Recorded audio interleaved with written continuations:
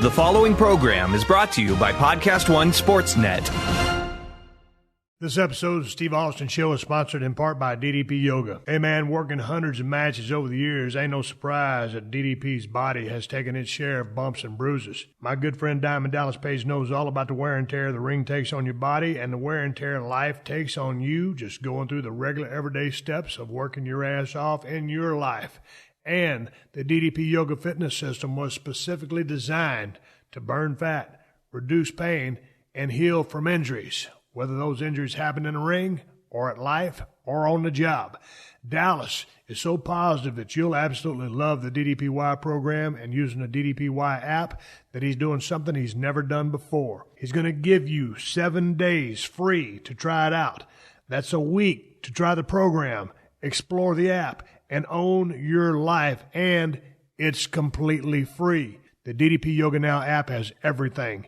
It tracks your weight, all your workouts, how many calories you burned, and Dallas himself sets you up for weekly success by giving you an easy schedule to follow that includes his tips for success. Now, if you're more old school and you prefer DVDs over the DDPY app, well, they got the DVDs too. But when you buy the DVDs, you still receive 3 months free on the DDPY app to try out. Just for listeners of the Steve Austin Show, you can save 20% off an annual membership for the DDP Yoga Now app of any DVD pack. Just go to ddpyoga.com/Austin and get started. And don't forget to take advantage of the free 7-day trial on the DDPY app so you can see for yourself everything this app has to offer. You'll be amazed how much better you'll feel after only 7 days with the program. So what are you doing? Stop wasting time and download the DDP Yoga Now app and make this year the year you get serious about your health and get fit. Let DDP Yoga Now help you set your goals, take control, and own your life. The following program is a PodcastOne.com production.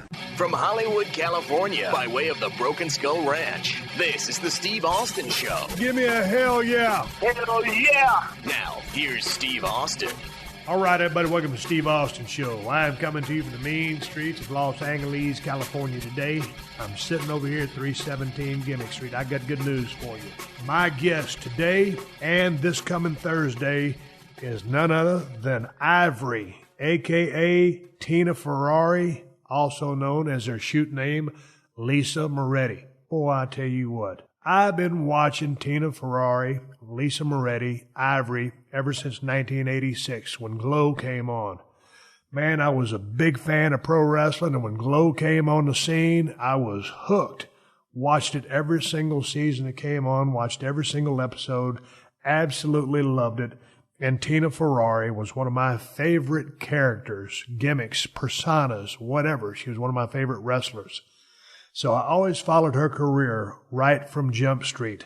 And now all of these years later, being announced as going into the WWE Hall of Fame 2018 class at WrestleMania 34 in New Orleans, Louisiana, coming full circle, it's just, it's a real cool thing to be talking to her and going down memory road and seeing some of the dues she paid way back in the day, learning how to wrestle from Mondo Guerrero of the world-famous Guerrero wrestling family, and just hearing her story and coming up.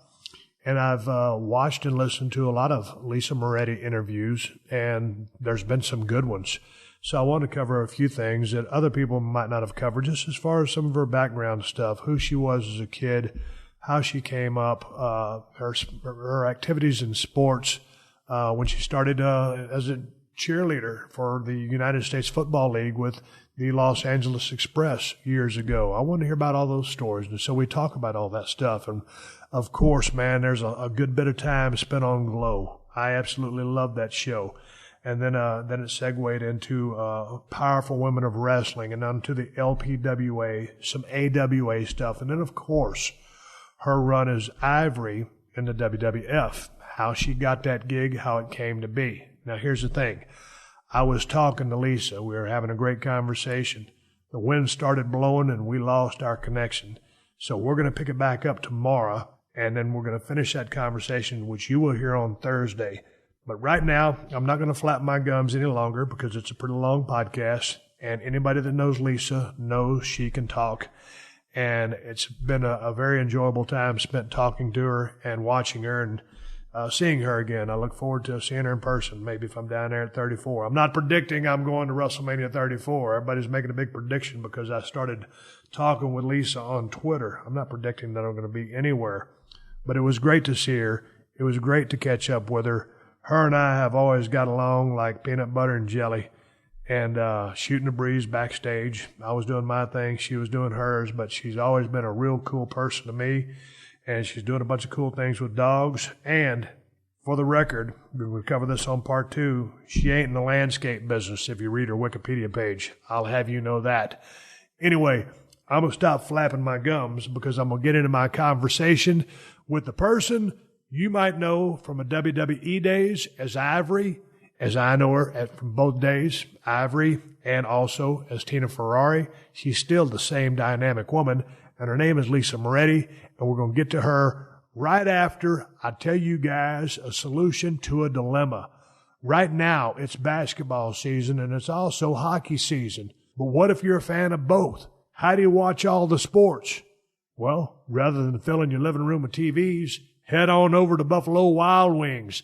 They got hockey and basketball on, each playing on dozens of screens so that you don't have to choose. And to complete the trifecta, they can ensure you have access to all the sports foods you crave, from their selection of America's favorite wings and any of their 21 signature sauces and seasonings to shareable favorites like cheddar cheese curds and fried pickles.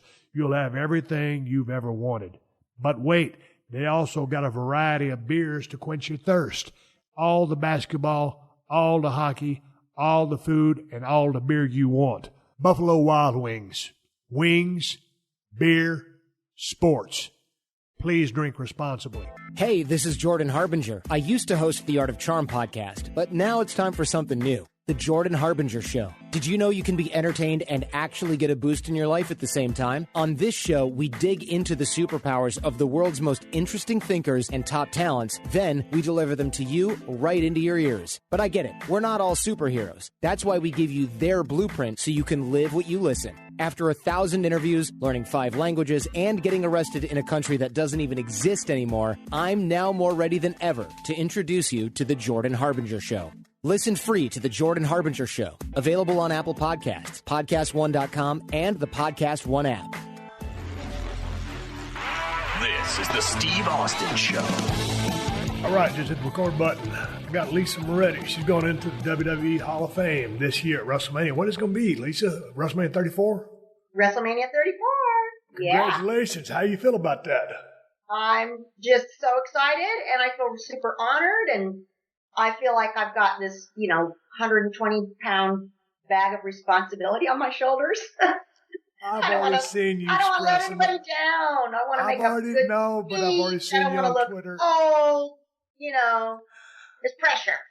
I've seen you start sweating your acceptance speech already at the Hall of Fame. What are you worried about? You're a natural talker. You got the gift of gab. You're never at a loss for words. What's the hang up here? Yeah. Well, I don't know. It's like, it's a special moment, and I think that it's worth being prepared and not just, flapping your jaw up there. I've attended a few of these events, and I recognize the laborious job of being an audience member.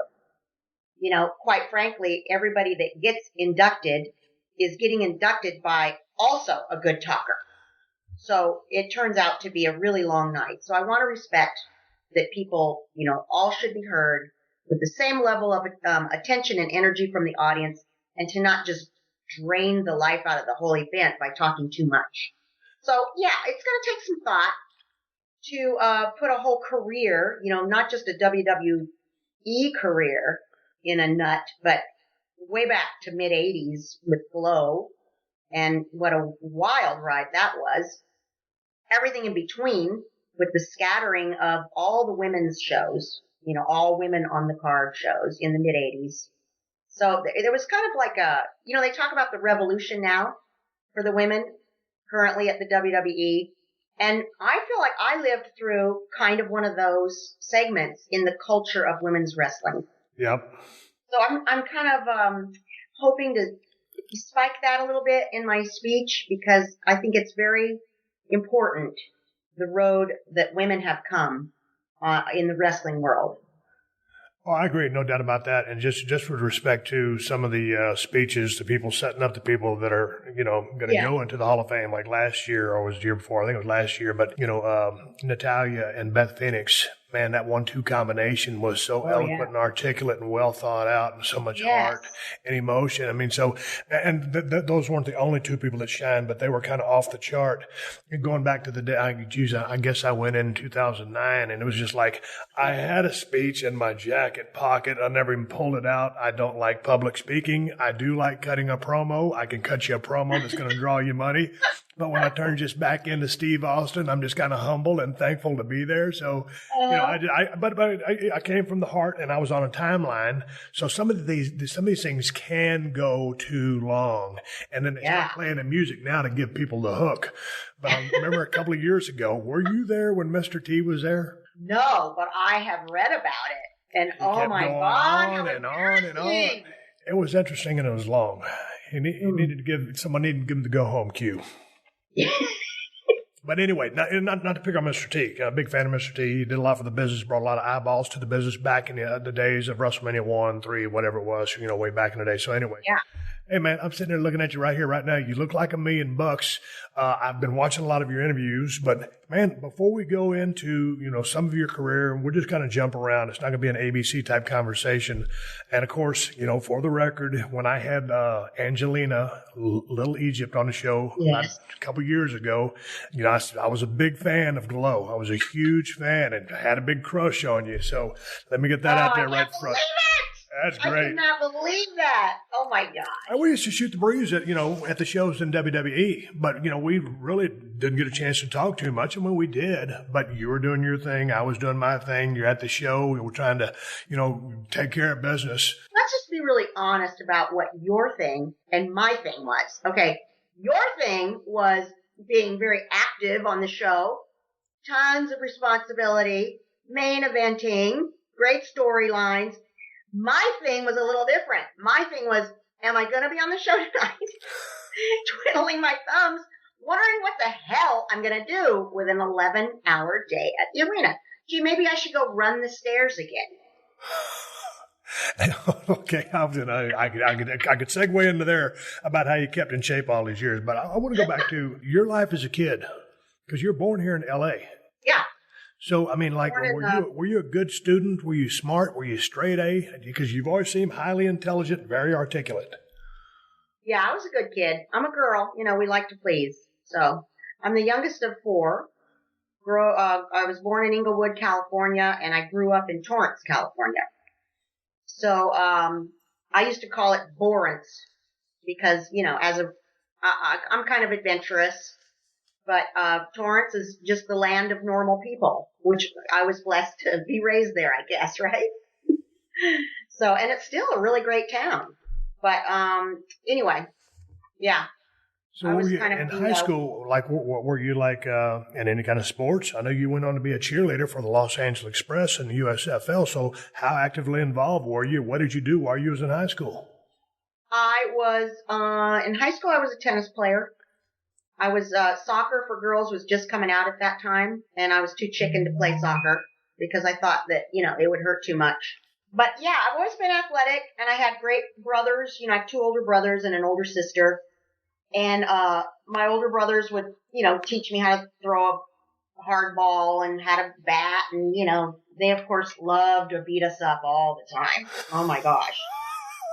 That was like really, I have to give them kudos for introducing wrestling into my life because they loved when we were really small to spread out all the furniture in our small little house that we were packed into. And, they of course would be the tag team brothers to beat the hell out of me and my sister Gina. So that was fun and games for them. And they would of course decorate it as a sport and fun, but really it was just another mugging for the girls. So coming up, were you a tomboy or a girly girl based on, your experience with your brothers? I'm a tomboy for sure. Yeah. Tomboy for sure. I loved, I was always a cute kid, so the boys always liked me, but I loved, go out in recess and, you come back to class and you're all dripping sweat, and so, yeah, I was kind of a sweaty, active kid. Loved, my sister was awesome because she's 3 years older than me. So when I was a freshman coming into high school, you know how that's a big deal. Will you fit in and will you be cool? And, all of a sudden it's bigger. Life is bigger. But my sister was a senior at the time, and she was really cool to introduce me to all her senior friends. So I got asked to dances early on, and I was kind of more embraced by high school faster because of her, and I thought that was really giving because my brothers weren't that way with her. They made her earn her friendships. Right. So, but yeah, tennis was my thing in high school. I really went for it, I got on the team my freshman year, and then by sophomore year, I was like, I want a top spot. So I'd walk down to the high school on my days, like just a day with a big basket of balls, and I would hit against this big wall and pound it out. I'd bring my jump rope, and I'd do sets of jump roping, get down and do some push-ups, then I'd boom, boom, boom, boom, boom, drill the backhands.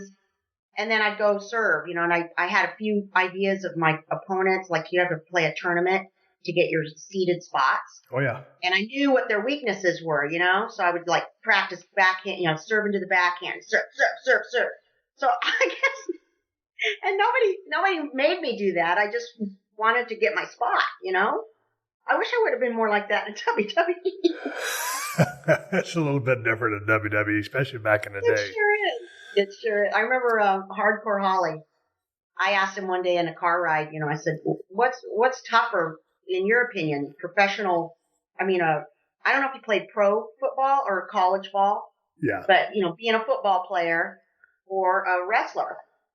And he said, by far, the wrestling is way harder, only because in football or any other sport, you earn your spot by your performance and how much you put into it. And in showbiz, there's the political side. And he said that, you can throw your heart and soul into this, but you might not quite get that spot that you really think you deserve. So. And that's the frustrating part of that aspect of the business. But how far did you end up going with the tennis career? I actually did pretty good with it. Torrance was a kind of middle ground. We played some of the Ritchie schools like Rolling Hills and Palos Verdes where all the kids were really into it. I don't think anybody plays tennis anymore. It's kind of sad because it's a great sport, but it's just not hip anymore, But we did okay with that.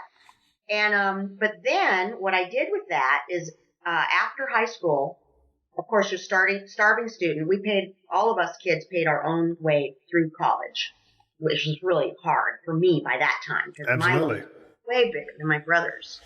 But anyway, I went down to the Parks and Rec at Torrance, and I just had a heart-to-heart with this guy, and I said, could I be a tennis teacher? And he said, well, do you have any experience? And I said, no, but I like to play, and I'm okay at it. And he gave me a shot. So he put me together with this Italian guy, this old man Italian, and I learned how to teach from him. And then I kind of saw where his communication wasn't real good. It wasn't clicking for the students. So I doctored it up a little bit. And I taught tennis all through college. It was one of my jobs. I did it group lessons with Parks and Rec. And then I did privates also. So I could, that was a great, great gig. You're outside in the sun all day. And then I had, like 2 or 3 other jobs in the summertime to like foot the bill for college. Why did you decide to go to USC over UCLA or any of the other schools that are in this area? Well, me and my sister always talk about that because we wish we would have like actually considered other schools. But my dad, he was the only person that graduated within his family and his siblings. And he's a really intelligent guy. He just passed away last year. So he just put it in our heads that we were all going to be Trojans. Right. Yeah. So, and it was great that he put that out there for his kids, that you will go to college and you will go to SC. So, everybody just did it. And, I'm the 4th kid, so it's like no brainer. You just figure you're going to apply there and that's that.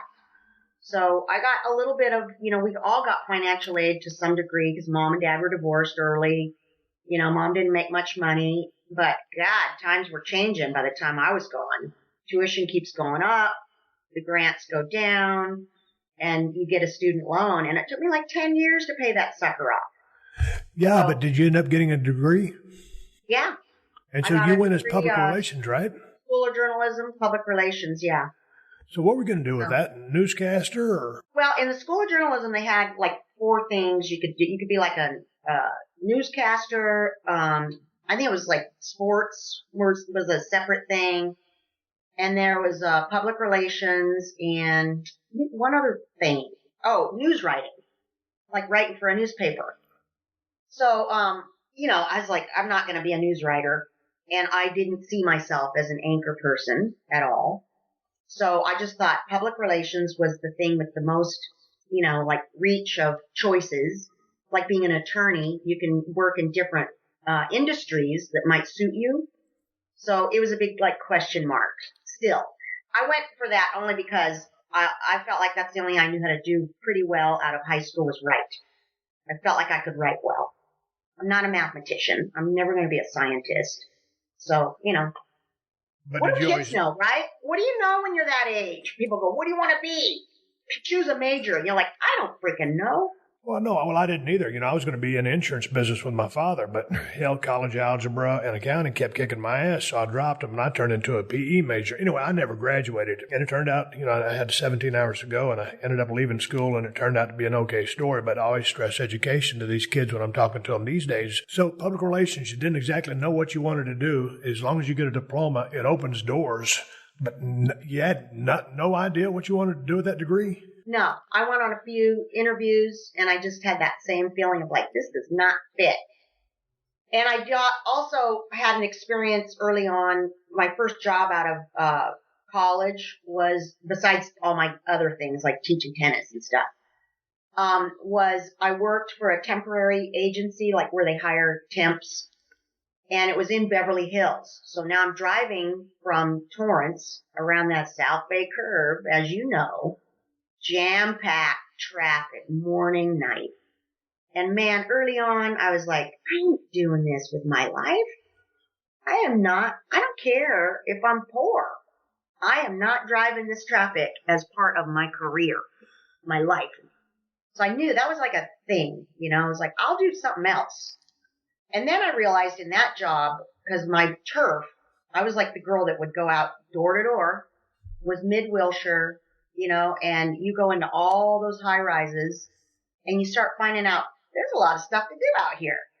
You find out what businesses are out there. And I think that would be a good class for kids. Now we have internet, so you can find out everything with your ass in the chair. You don't ever have to go out of your house, right? Same with looking for colleges. We didn't have internet, so you couldn't plug in. What do schools look like? Oh, where are they? How far away is it? How much is it? You just, it was like way different. So I realized in my first job that I hated it and nobody cared what I was selling, but they all remembered me.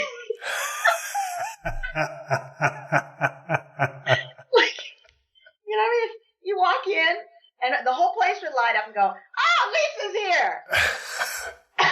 That's pretty cool. Well, it's funny because I'm just like you. I haven't had a normal job since 1989 when I got to the wrestling business. And before that, I was driving back and forth from Denton to Dallas to go to work at my, driving a forklift on a freight dock.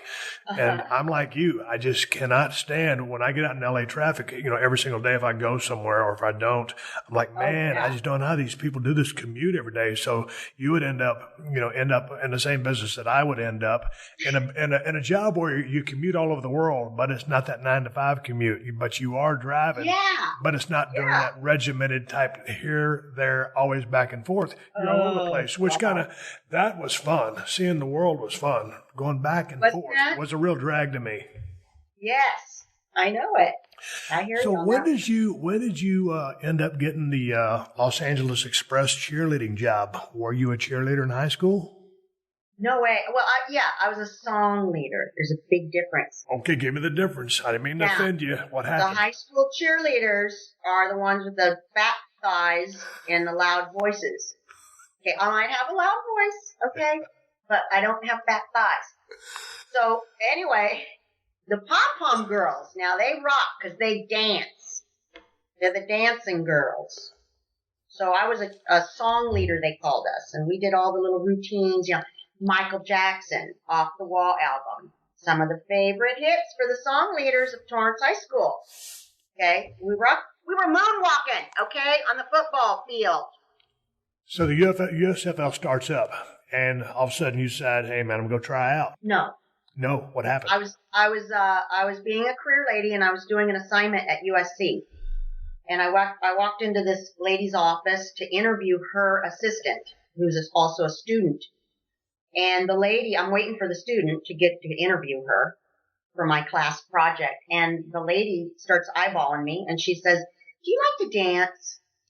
Do you like football? Well, I'm the new squad director of a new football league, LA Express.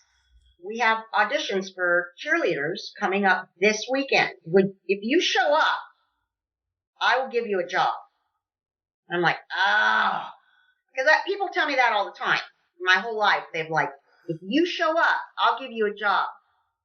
And you get a little jaded in LA, right? Because everybody's a producer and right, director, and they're gonna make you famous, and so you kind of start to roll with that and know that it's bull.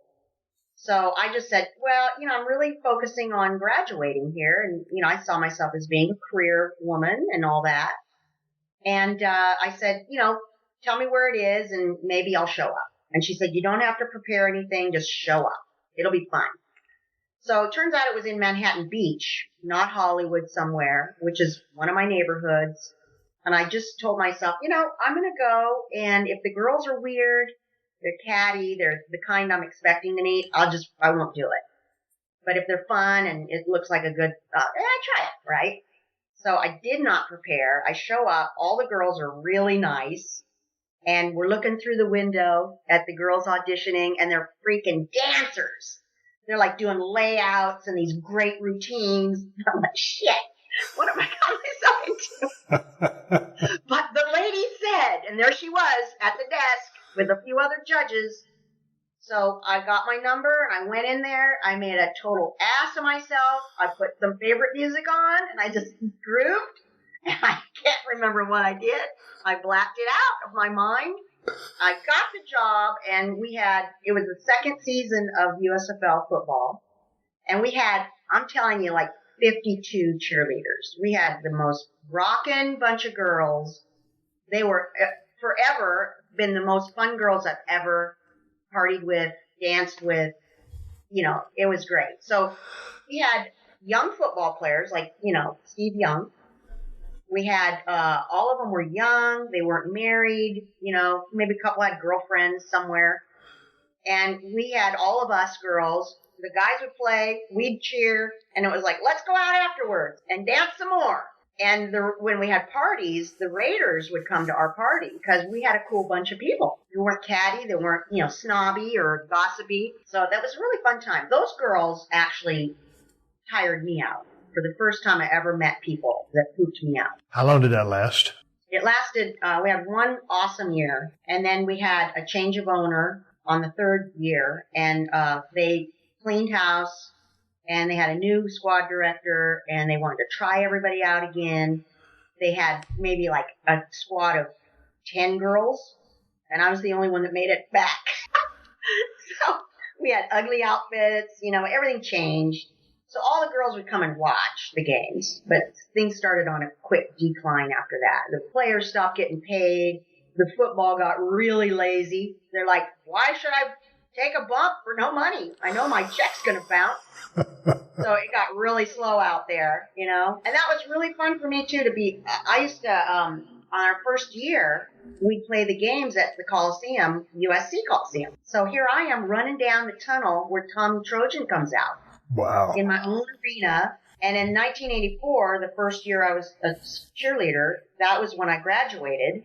And on top of that, LA was hosting the Olympics. So they graduated us a month early so that we'd all get out of campus, and the athletes moved in. So us cheerleaders, we'd go to University Village, and, I wore lots of guys gold medals, swimmers, and everybody's partying. And they're all happy and young and foreign, and it was really a great time. When you said something there, hanging out with those girls, some of those girls got you tired. That's one of the things I wanted to ask you, because I left you a voice message when I was walking my dog yesterday, because you got this voicemail, this high energy. I've never seen you drink any coffee. Are you a high energy person just from day one, or do you wake up ready? I'm high energy, and I love caffeine. Okay. Coffee! I'm glad you said that. I can't think without coffee. What's it, man? I was telling my wife. I said, man, this chick can talk. I mean, man, she just got the gift of gab. And I said, I don't know if she drinks coffee or not. I said, I've never seen her in a bad mood, because I haven't. You're always high energy. So I was wondering what was up. So but you are a high energy person to begin with. You probably roll out of bed and you're ready to go. Yeah, I am. I am. I mean, God, you can't work with a bunch of animals if you're not high energy. Oh my God. Well, I'll tell you a funny thing about when we were on the road during our time. Yeah. I decided I'm gonna clean house, and I'm gonna go cold. No coffee. We get off coffee, see how it is. And I was successful. A couple days you get headaches and stuff, but I weaned myself off of it. And then I was driving to an arena. It was like a house show or something, and I wasn't doing much, so it was like I was kind of down. I was like, I'm going to show up. I'm going to sit around for 11 hours, And I stopped and I got myself a cup of coffee. I thought, I need to be in a good mood when I show up. I'm not going to go there being all down. I got a cup of coffee and I had the best day of my life. I don't remember if I worked or not, but I just realized what a difference this shit makes. Hey, yeah, cleaning out sounds good every now and then, but you got to live life. You're only here for a certain amount of time, so you might as well enjoy it while you can. But that being said, with respect to coffee or anything else in life, everything in moderation. I got to jump to G.L.O.W. I was such a huge fan of G.L.O.W. and hearing how you got dragged to an audition. And the audition was in Los Angeles, and I guess y'all would train here for a little bit, then ultimately move over to the Riviera Hotel, that's where y'all stay and do the shows at the casino. But, this was your start into the journey of professional wrestling, and G.L.O.W. was such a phenomenon. And of course, I guess give or take, they shot the pilot in 85, because I just got finished watching it. It kind of starts in 86 and kind of peters off after about 4 seasons. Yeah. And then, so anyway, at that age, and being a wrestling fan since I was 7 or 8, then all of a sudden I saw G.L.O.W. and it was like, the greatest thing in the world, because you got these, first of all, there's wrestling, which I love, and then you have beautiful women and all these over-the-top characters. And the thing I liked about it was, these days, everybody's so beautiful, but you had Matilda the Hun, you had Mount Fiji, so you had dementia, and the beautiful people, which is always fun to watch, but it's always the different sizes and shapes. Like, I was such an NWA fan, like Dusty Rhodes, people like that.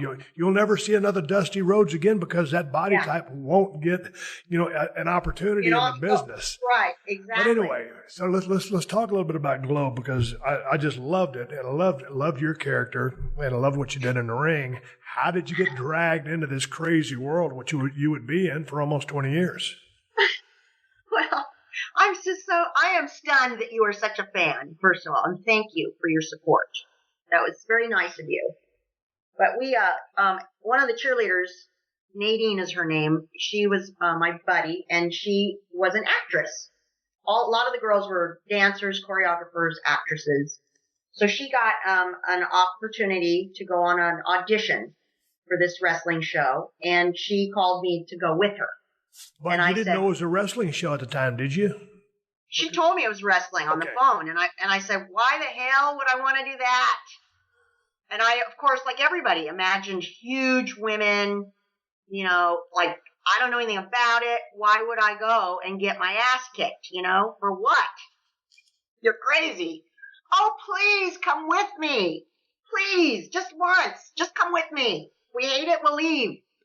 So I went, and it got even more exciting when we found the location. It was right in the heart of Watts. I know the freeways. I drive past Watts every day to school, right? I'm like, what? We're getting off, like, in this neighborhood, off the 110. So we show up, and we're going to this, like, there's a boxing gym, and there's this big black guy out front, and he had a gun, And he was making sure that all the little girls got inside the door safe. Back to your car, out of your car. So now, this did not deter me. Now I'm starting to get intrigued. Now it's getting to be fun. So we go inside and, there's a collection of girly girls. They're real cute and everything. So that's the kind of stuff where I'm like, God, here we go, So, the training starts and Mondo Guerrero is the guy in charge. Lucky Mondo. He gets to train a bunch of bimbos. So imagine that poor guy, right? So he addressed it in such an honorable way. He definitely let everybody know the passion he had for this sport and how special it is and that he has lineage in it. So he established himself that way. Credible. And then he laid down a couple of rules. While you're here, maybe it's going to be just for today, maybe it's going to be for the duration. No laughing, pay attention, and no hanging on the ropes. Slouching, hanging, relaxing. Pay attention, in other words. And I'll try to teach you a few basic things so that you don't get hurt or hurt anyone else. So, cool. Simple instructions, right? Well, early on into the training, some girls are hanging on the ropes. And then, of course, when he teaches us how to sell pain, that's awkward. And it can be a little funny. We get some giggles going. Not me, the bimbos. So, oh my God, he just snatched one of these girls off of the rope, laid her down, applied some pressure, and made her cry. Oh, I was sold. That's when I was like, I'm in. I want to learn how to do this. Not because she cried, but because it meant so much to him and that this was like real training.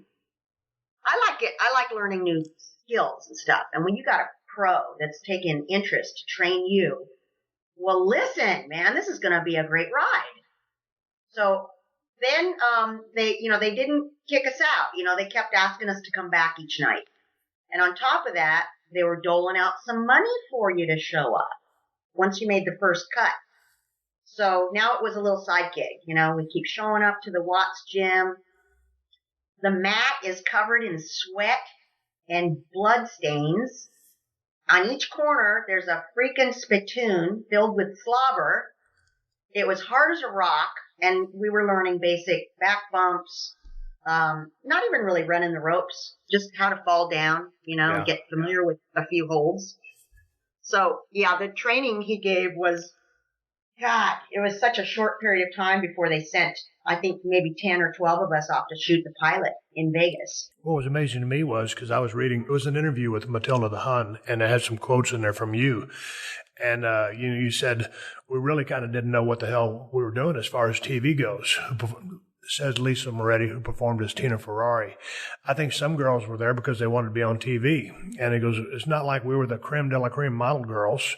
We didn't get cast from bikini model agencies or anything. These were girls who got an acting or casting call and imagined an idea of putting good-looking girls in the ring. And they figured first, let's make them good-looking. Then let's see if we can make them wrestle. Yeah. When all of a sudden you found out that Mondo Guerrero, because the Guerrero name is one of the most famous names in the history of the wrestling business, and obviously Mondo was a tremendous talent. I can only imagine that he would have been one of the best, probably the most qualified guy that there could have been to teach all you young ladies to learn the business of pro wrestling. Yeah, I don't know how you train a bunch of girls that's what's so great about the Netflix show is that. Those first few episodes of showing this collection of people traveling through this audition and sitting in those bleachers going, raising their hand. So are we really going to wrestle? Like, you want us to be wrestling characters? And they're like, what? That's how we were. And even if you were there because you were an actress, like, Sharon and Donna Walensky are true sisters, and they played the great characters of Chainsaw and Spike and the Housewives, and they just had this great comedic banter. They were so creative and so talented as comedic actresses that, all those characters they brought to the table were their own invention. So those guys were, and they will attest to it themselves, not into the physicality, not super athletic, by nature, but they were there to be on TV and bring their stuff. You know, it was an in. All right, let's take a quick pause for the calls and give big ups to TrueCar. Now, if you're looking to buy a car, you're probably familiar with terms like MSRP. You might even know what it stands for. But what does it actually mean? Man, same goes for invoice, list price, and dealer price. It's enough to confuse anybody. All you're really looking for is a price that actually means something. Introducing True Price from TrueCar. Now you can know exactly what you'll pay for the car you want, including fees and accessories before you even get to the dealership. TrueCar dealers will show you the true price on cars like the one you want, all from the comfort of home. And how do you know if your true price is a great price? Because TrueCar shows you what other people paid for the same car you want. And your certified dealers know this, so they set their true price competitively so they can win your business. So when you're ready to buy a new or used car, visit TrueCar to enjoy a more confident car buying experience. Some features not available in all states. You're also going to need car insurance for that new vehicle when you think about it. Go to geico.com and in 15 minutes you can be saving 15% or more on car insurance. That's right. Save hundreds of dollars on car insurance at geico.com. Extra money in your pocket? It may just be the most rewarding thing you do today. Hi, this is Eric Bigger from The Bachelorette, here to tell you about my new show, Bigger Talks, exclusively on PodcastOne. Every week, I will be here with my guests, taking a deeper look into subcultures of American life, from relationships to race to gender to sexuality. We're highlighting the strength of diversity. So please join me every Wednesday for Bigger Talks with me, Eric Bigger, right here on PodcastOne. Download and listen to new episodes exclusively at PodcastOne.com, the new PodcastOne app, or subscribe on Apple Podcasts. This is the Steve Austin Show. Well, how long did you get to train before y'all shot the pilot? I think we trained for, I don't know, like a few weeks. It was nothing. There was no time at all to prepare us to make like decent matches. And then, you know, it was so discombobulating to be in a ring. You know how those banquet rooms in hotels, they're really dark. And, you know, the lights are coming right down on your spotlight. You take your first bump, you don't know where you are. So I just remember that being, you know, I remember more of it than I do my audition for the cheerleading gig. Maybe because I was just half a bit more prepared than the cheerleading audition, which I wasn't prepared for at all. Let me ask you a question, because, you know, all of your years in the business, of course, obviously you run with WWE, and your time on Tough Enough. You coming from the background you came from, you just got finished, you know, doing cheerleading, and now all of a sudden you're in a ring, and I don't imagine that's a high quality bumping ring that really feels good to fall down in. So wrestling with your brothers in that tomboy background probably really lended itself to helping you tough it out. Well, they are going to be so happy to hear you say that. Yeah, they remind me of that. I mean, because they remind me of that all the time. And I always tell kids, you know, it's like, hey, stop whining. It's good to take an ass beating once in a while. Learn it. It's going to come in handy. Were you a standout as soon as the class started? Because, you know, it seemed like they had big plans to run with you as Tina Ferrari. And I want to ask you about the gimmick, but you were always figured in, and you always had some of the more athletic matches. So how quickly did you, you know, adapt to the training? Did you soak it in like a sponge? I think I basically gave it my attention because of Mondo. I just really give him kudos for being so passionate about the sport that it translated that this is an important thing to be good at, or, you know, to at least try to harness. And I absolutely positively think and still believe that it takes a lifetime to be a great worker in the ring. You know, I mean, you could work your whole life and still think you suck, you know? I never considered myself being somebody that stands out. You know, I was just always trying to do my best. And to not, if I was going to have ring time with a girl, a match, this is your assigned thing, part of the storyline, then we would go in ourselves at night, till all hours. The little studio ring at the Riviera Hotel was made available to us anytime we wanted. So we just, you know, climb up the back steps and have ring time and figure shit out based off of you know, the guys' tapes. We just watched the guys' tapes. Right. And tried to break the moves down ourselves. We had no coach. Once in a while, a pro like Princess Jasmine came in for a while, and she would work with us, you know. I think a little begrudgingly, because we were probably just such, an ill representation of what women's wrestling had been, I don't blame her for looking at us like a bunch of twits, but I think my stuff just comes back to the girl that would lug the basket of tennis balls down to the high school, bat against a concrete wall until she was ready to do jump roping and push-ups. So I guess that work ethic came in through wrestling of not really having the coaching, but having the drive to not look like a total ass. Do your best, with what you got. When you guys filmed that, the pilot, how nerve-wracking was that? Because, man, all of a sudden you've been doing the training. It hadn't been a whole lot of training. You've been going in the back, getting some training in on your own. You've been putting the work in. But, man, now you're in front of a live crowd. And none of you guys, there's not an established veteran in the ring to kind of take over when things go wrong. It's 4 green ladies out there because that was a tag match. There was 3 tag matches, and then there was the main event at the end, which was a singles match for the crown. So, I mean, what were you thinking? Were you a ball of nerves, or just kind of a born performer and just go out there and do it? I think I was a ball of nerves, and I was more concerned about the actual wrestling than the performing part. So I put energy into the performance, but didn't know what kind of sense I was trying to make of it. There was no real act. So it was just kind of like, and maybe that was the charm that carried through Gorgeous Ladies of Wrestling programming, was that you had these individuals that were just finding their way. And so it was kind of, to use a showbiz word, it was organic. Organic performances. Hey, well, tell me how you came up with the Tina Ferrari gimmick. Did they come up with that, or did you think of that? Yeah, the director, Matt Simber, he had an idea for me and Nadine, my friend, to be T and A, tits and ass. So we thought we would be very clever in changing that around, because Ashley is well endowed. And this, of course, was before plastic surgery days, so she was naturally well endowed. So we gave me the T and her the A, just out of spite, because, we were going to screw with Matt Simber one way or another. So that's how we became the Jet Setters. We kind of made all that up, the Beverly Hills Girls, and why, I kind of based my character around, remember Patricia Hearst was at the time a hoodlum and everything. And, and as a kid, I was lucky enough to go visit Hearst Castle. So I thought, oh, Tina Ferrari, she's going to be really rich, but she's just doing it to piss her parents off. She's going to be a wrestler just to piss her parents off. So we made up our own bios and backgrounds like you do in acting. Give your character some girth by giving it some history.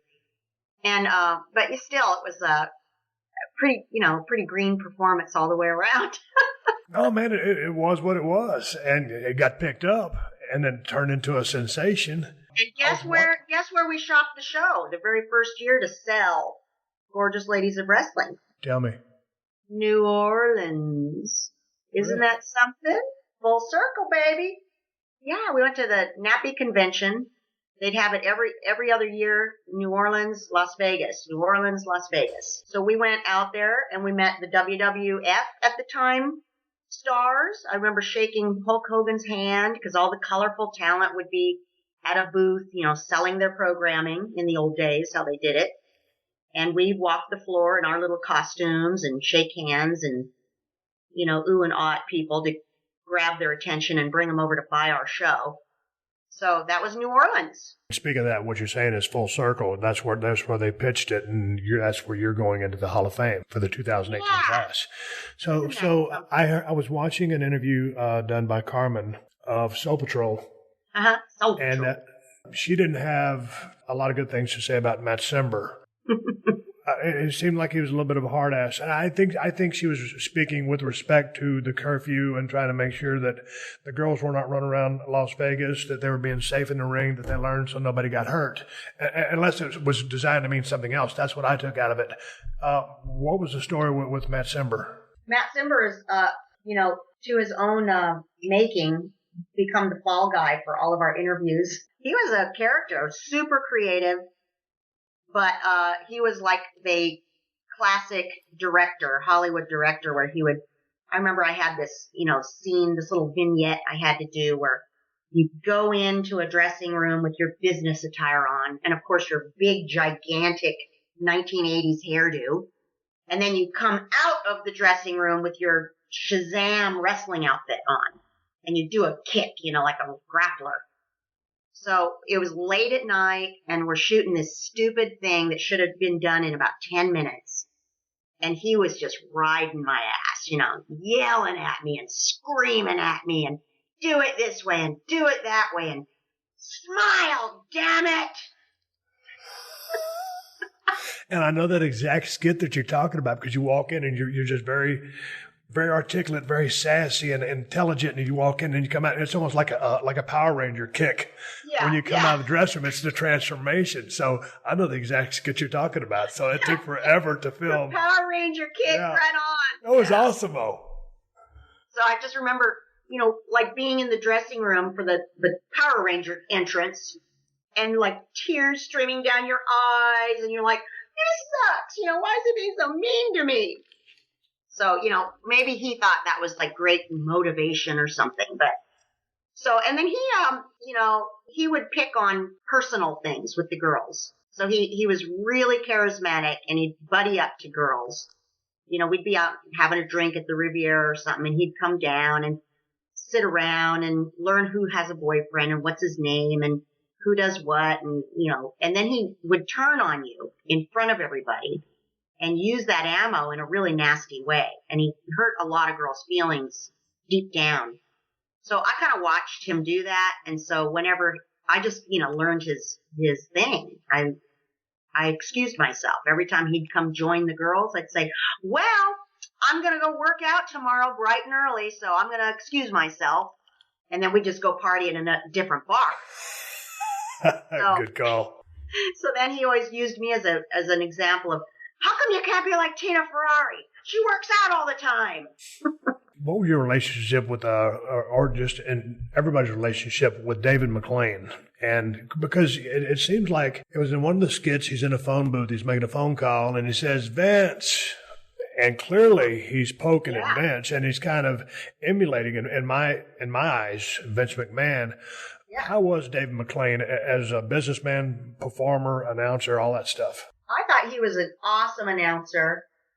The guy is my same age. So he did all of this as a kid.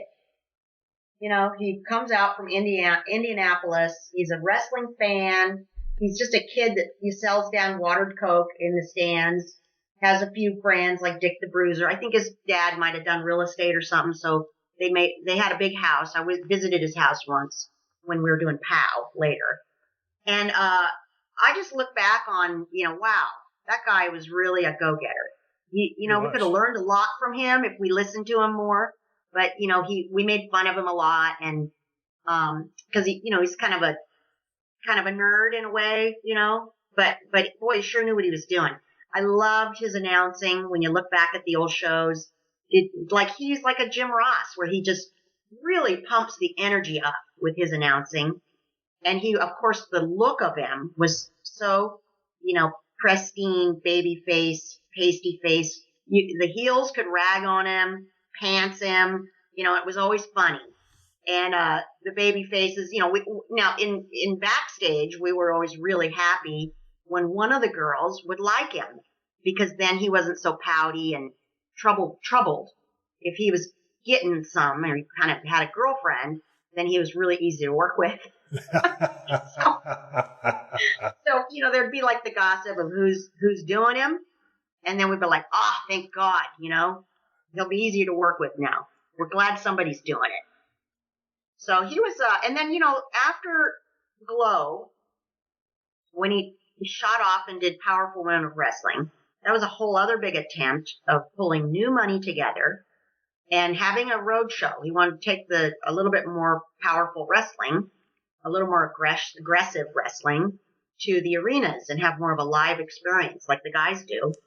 And then that's when we fed in, the G.L.O.W talent with the real East Coast Southern girls, all of them, Peggy Lee, Leather, Bambi, Luna Vachon, Wendy Richter was a commentator that also got into the action.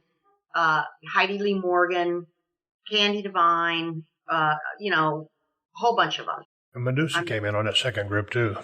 Yeah. So that was a really neat thing that he pulled off, and it only lasted a couple seasons.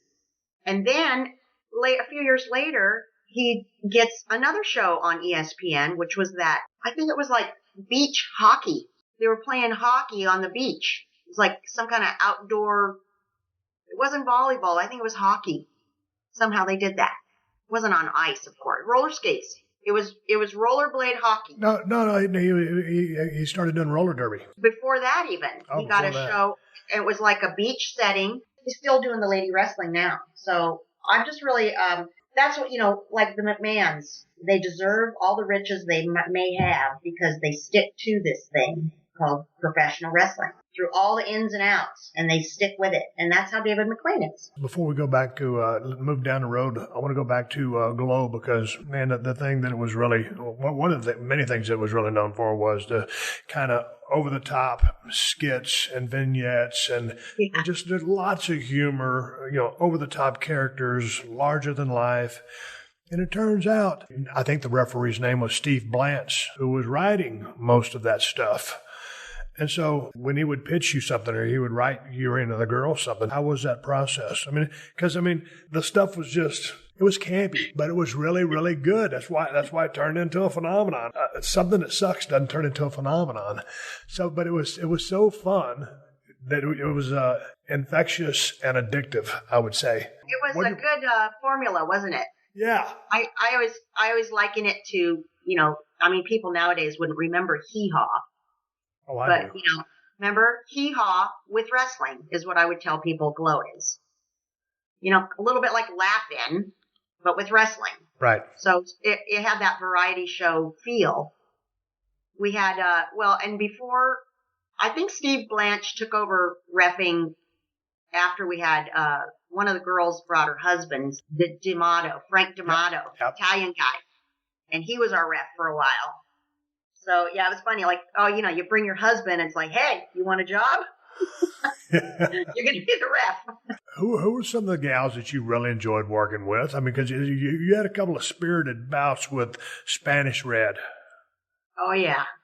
Spanish Red was so into it and so passionate that she was one of those performers that would, get out of her mind in the ring, and you better watch out.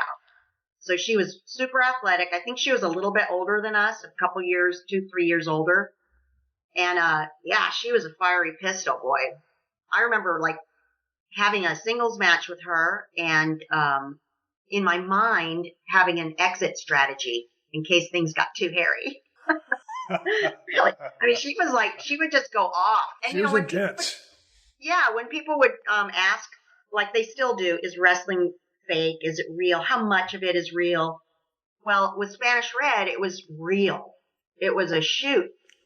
She was stiff and she got really got personally insulted when the fans booed her and that she was the heel. So that would, you're like, please don't boo this woman. She's getting fired up. She's going to take it out on me. But of course, she was really athletic and she looked great in the ring and, she was present. She was really present. Another little, the little military girl, Attaché was her name. She took it real seriously and she was athletic and she liked to jump off the top rope. And so she was, fun to work with. And Nanuchka, who was our original Russian, was awesome to work with because she had great agility. She was a dancer. And, tall, stout.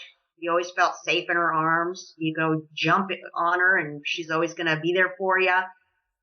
So, and she just had such a great heel character and played it really well. Yeah, she was one of my favorite people, as a matter of fact. Because, she was great accent, very attractive, bigger lady, and just very powerful. So she just a tremendous gimmick. Yeah. How did Babe the Farmer's Daughter or Ursula Hayden end up buying the G.L.O.W. rights? Well, she came on board for the 3rd and 4th season. You were gone because you were with we were gone. I left, and I think it's okay to say all this. I think, well, it's common knowledge. I think she had an affair with the owner of the Riviera. He is Adora's husband. I can't pronounce his name. Yeah, anyway, I saw that guy. Yeah, multi-millionaire, big richest guy in that time, whatever, top 5, whatever. So part of her deal to him was I keep quiet if I get the rights to this footage, because it was all disbanding and going away. So she got that hooked. She hooked into that via him. So she wound up with the stuff after G.L.O.W expired, and she had written this little script about girls wanting to be or go on a wrestling show, which kind of turned into the Netflix thing. And I think the Netflix people purchased that from her. So it was nice to hear that, at least one G.L.O.W girl actually made a buck from her experience on G.L.O.W. Okay, you don't have to give me numbers, but how were the paydays from back in the day? Numbers. I gave numbers to everybody. We had the Improv was right next door to the G.L.O.W arena. So we had these 2 banquet rooms, and we'd go to the Improv every night. And guess who the maitre d' was at the Improv at the time? Steve Sharippa. And Steve Sharippa played on The Sopranos. He was like one of the grandpa guy. It was his sidekick, his cousin or whatever. But Steve Sharippa he's like a big famous person now, because he's been on The Sopranos and a bunch of other TV and movie parts. I just got a call from him the other day. It was so funny, just checking in, and he has a monster voice. So he used to be the maitre d'. Then we had all these great comedians come through there, and we would go in there basically in our sweats, and it was like watching TV at night. It was watching stand-up. We had, Keenan Wayans and Ellen, when they were brand new stand-up comedians. And so we got to know all those guys. We'd get in touch with what's going on in LA. Because when you live in Las Vegas and you're 25, you might as well be in the Twilight Zone. And it wasn't family friendly then. It was freaky. It was just a freaky place to live. So we'd have drinks with the guys and the girls, and we're like, what's going on in LA? What are people wearing now? What are people talking about? It was like you were in a cave. We would tell them how much money we make doing this show. And they were like, oh my God, you guys got to say something. This is terrible. And we're like, oh my gosh, there's girls that when they make a big stink out of it, they get fired. So, same old thing. So I made $400 a week for my tenure at G.L.O.W. I was there for about 9 months. So. Man, that's pretty good money. That's pretty good money, though. I mean, well, first of all, it turned into, a syndication phenomenon. But I mean, just as far as doing the work, well, I mean, the vignettes, y'all are working your asses off. Because I mean, like in Tennessee, we were making 400-mile trips, and I was making $15 or $20 a night, and this was in '89. So I'm 3 years behind you. And there was, there's a couple of weeks there where I'm traveling 6 days a week, and I might make $160. So. That ain't bad money. That's more than I thought you were going to say based on the story that you were laying me.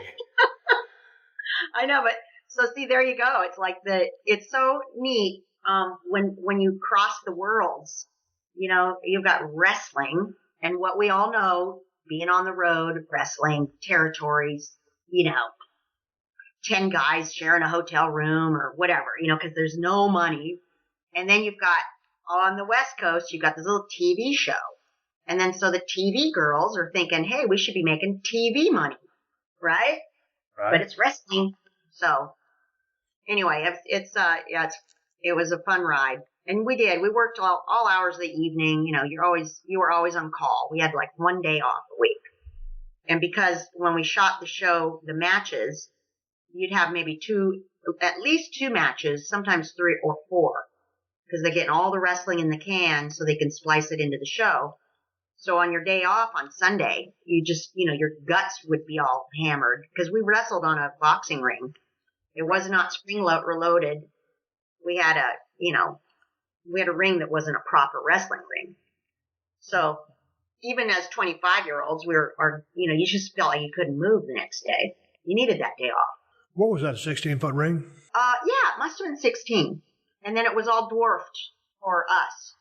Right. With the shorter ropes everything was dwarfed so that we wouldn't look like, But it's like amazing. like a girl like China, or like I love watching Charlotte Flair in the ring because she's the right height for the guys' ring.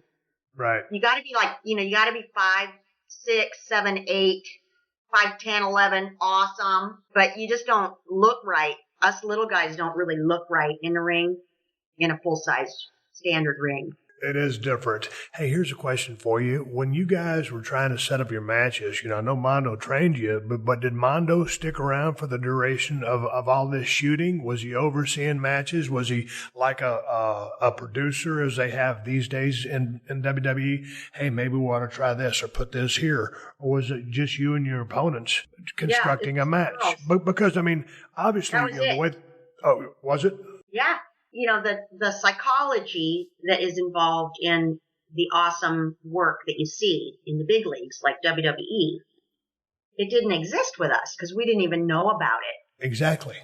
So we had characters.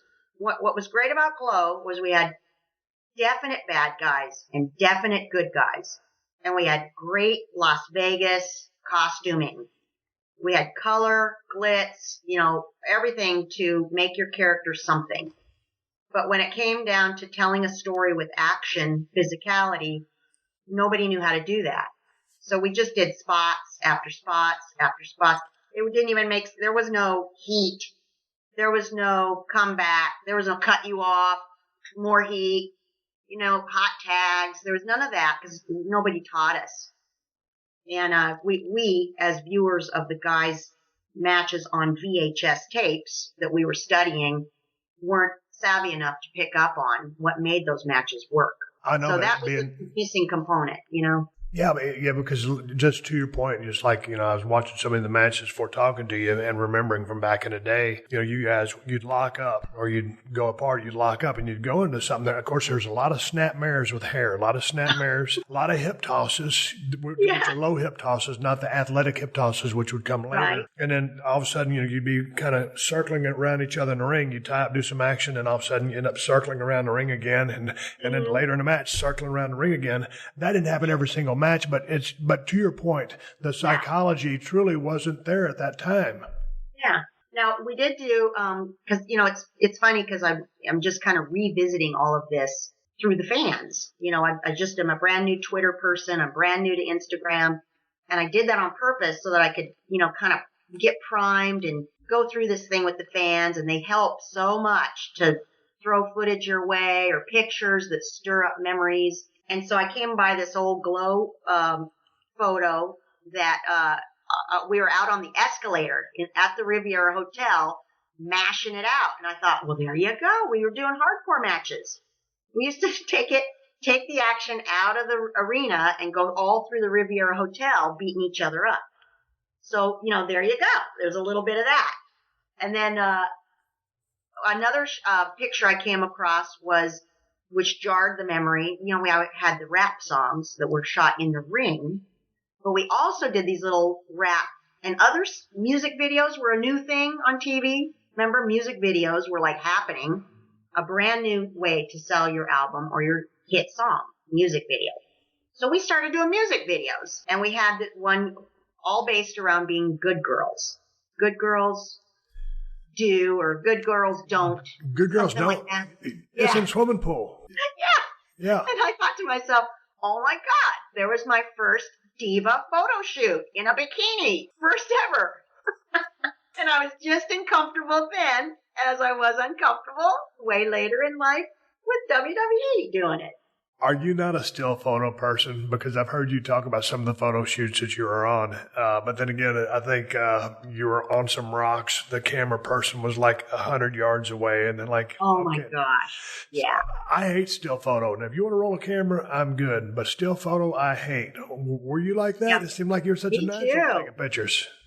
Yeah, I'm just like you, though. I just never feel comfortable in front of just, okay, sit there, pose, and I'll take a few pictures. I just don't like it.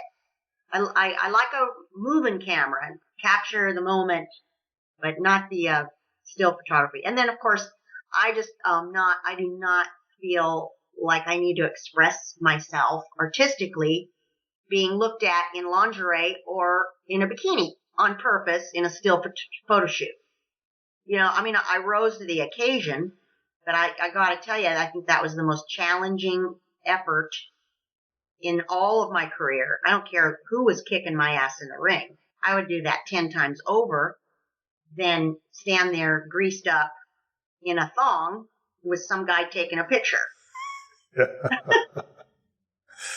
know, and then you look at how easily it comes to, you know, Trish Stratus. She came to one of our shoots when she was brand new, and it might have been our second photo shoot maybe. And it was just like, I'd sit there and watch her and go, oh my God, she knows how to work this thing. Because she was a fitness model. So she had so much experience, yeah. And she gave me tips that I still share with women today on little tricks of how to look good in a photo. So she would share those tips. And one of the best parts of her being so good in front of the camera was watching how hot Miss Kitty got. Because she wanted to be the hot one. And she was pissed. She was so pissed when Trish was so natural about it, you know. You could just see her seething. But I really enjoyed that. Hey, y'all, this is Matt. And Michelle from Thug Kitchen, here to tell you about our new show, Forked Up, a Thug Kitchen podcast exclusively on PodcastOne. We're stepping out of the kitchen and into your earbuds every week to discuss food, politics, pop culture. Basically, we're just trying to give a f**king do better. Get your shit together with us every Thursday on Forked Up, a Thug Kitchen podcast, right here on PodcastOne. Download and listen to new episodes exclusively on PodcastOne.com, the new PodcastOne app, or subscribe on Apple Podcasts. Thanks, y'all. All right, everybody, give me the go-home cue. It's time to wrap up this podcast and ride off in sunset. But before I do that, I want to thank my guest, Lisa Moretti, also known as Ivory, and as I knew her back in the G.L.O.W days, Tina Ferrari. Taking the time and Skyping with me today. Part 2 of my podcast will be this Thursday. And if you want something to watch that you've never seen before, it's pretty damn cool. Go to YouTube and type in G.L.O.W, G-L-O-W, original 1985 pilot. I watched this the other day. I never saw the pilot before. I was a fan ever since the show started in 86. So check out and watch this original pilot, which she takes a part of along with the other women in the pilot video. And it's just, it's cool to see something that was so, ahead of its time back in the day. And it turned into a phenomenon. Lasted 4 seasons. Anyway, that's something to watch. Go watch G.L.O.W, original 1985 pilot on YouTube.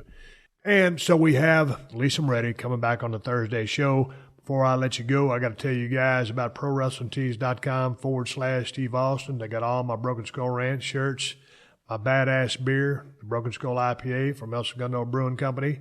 It's available at Whole Foods and Total Wines if you live in Cali. If you ain't in Cali, check InsideTheCellar.com. See if they ship to your state. Hey, man. I believe everybody needs a damn good pocket knife. I got 2 of them. You can check out either the Cold Steel Broken Skull knife or the new Working Man knife at my new Amazon store. Amazon has the best price on both knives. Just go to Amazon.com/shop/Steve Austin. I got to say one more thank you to all the fine sponsors of the Steve Austin Show. That's how I'm able to do this podcast for you twice a week for free. And you can find all my sponsors at PodcastOne.com. Just click on the Killer Deals button at the top of the page and then click on the Steve Austin Show banner. Speaking of Podcast One, the new Podcast One app is now available for download at the App Store or Google Play. There ain't another podcast app like this one anywhere, and that's because the new Podcast One app is loaded with some cool features that let you do a lot more than just listen to your favorite shows. You can access behind-the-scenes photos, articles, and connect with other fans of the shows you like. And you can watch over 1,000 360 virtual reality videos. You can actually watch some of your favorite shows in virtual reality. It's like you're sitting right in the same room with them. So get to the App Store or Google Play and download the new Podcast One app now. Folks, I am on social media. If you want to follow me on Twitter or Instagram, I am at Steve Austin BSR. Folks, until next time, my name is Steve Austin, and I will catch your ass down the road. This has been a Podcast One production. Download new episodes of The Steve Austin Show every Tuesday at PodcastOne.com. That's PodcastOne.com.